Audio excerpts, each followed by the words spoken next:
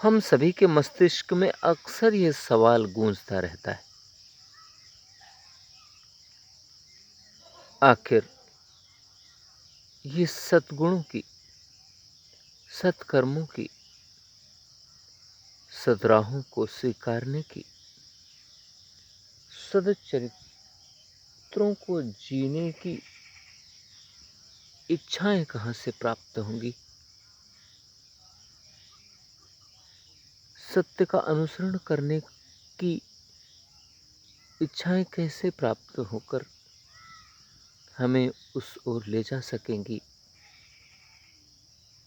न्याय के पक्षधर बनकर धर्म, ईमानदारी, मानवता, शांति, अहिंसा आदि जैसे सद्गुणों को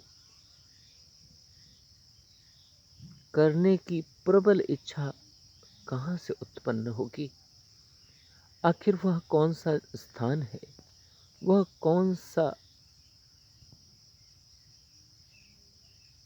वातावरण है जहाँ हमें ये सब प्राप्त हो सकेगी? तो इसका सीधा सीधा सा उत्तर भी यही है, इन्हें ढूंढने के लिए कहीं अन्य स्थान पर जाने की आवश्यकता नहीं। इन्हें ढूंढने के लिए दर दर भटकने की आवश्यकता नहीं। इनसे अपना परिचय कराने के लिए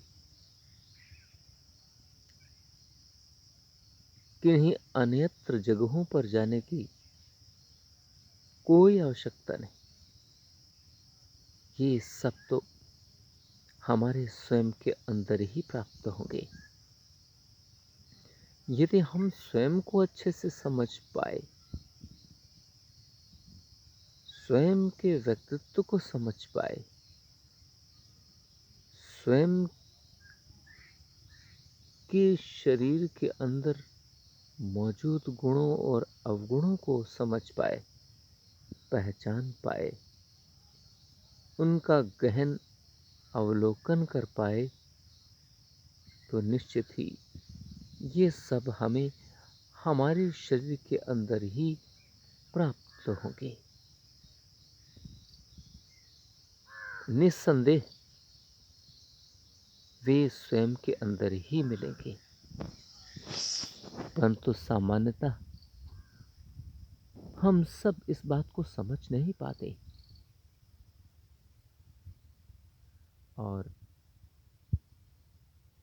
अपने स्वयं के अंदर झांकने के बजाय, अपने स्वयं के अंदर ढूंढने के बजाय, स्वयं के अंदर अवलोकन करने के बजाय हम न जाने कहाँ कहाँ भटकते घूमते हैं, न जाने कहाँ कहाँ विचरण करते हैं, न जाने कहाँ कहाँ परेशान होते हैं और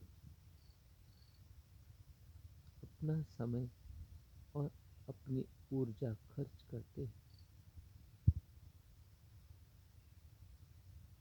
और निष्कर्ष शून्य ही निकलता है। निष्कर्ष शून्य निकले भी क्यों ना, जब हम उचित स्थान को हम चुन ही नहीं रहे हैं ढूंढने के लिए, तो हमें प्राप्ति कैसे होगी? गलत स्थान को चुनकर किसी चीज की प्राप्ति नहीं हो सकती। यदि किसी चीज की प्राप्ति करनी है तो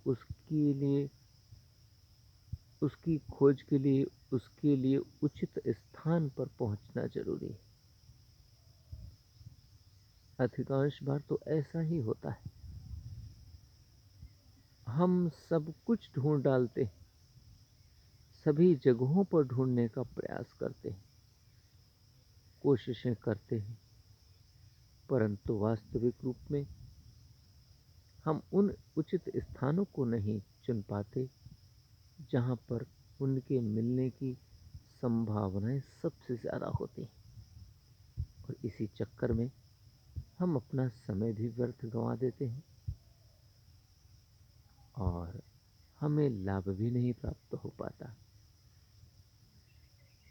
इसलिए जीवन का सबसे पहला यही कदम है कि हम अपने आप को पहचानें, अपने व्यक्तित्व को पहचानें, अपने अंदर गुणों और अवगुणों को पहचानें, सत्कर्म और कुकर्मों को पहचानें, सकारात्मकताओं और नकारात्मकताओं को पहचानें, सद्राहों कुमार्गों को पहचानें, सदचरित्रों और उनके विपरीत की परिस्थितियों को पहचानें, सत्य और असत्य के भेद को जानें, न्याय अन्याय, धर्म अधर्म, ईमानदारी बेईमानी, मानवता अमानवीयता, शांति अशांति, हिंसा अहिंसा आदि सभी के बीच में भेद को समझना जरूरी है। हम इन सभी के भेदों को समझकर चुन चुन कर उन सद्राहों को चुने, स्वीकारें, उन सत्कर्मों को स्वीकारें,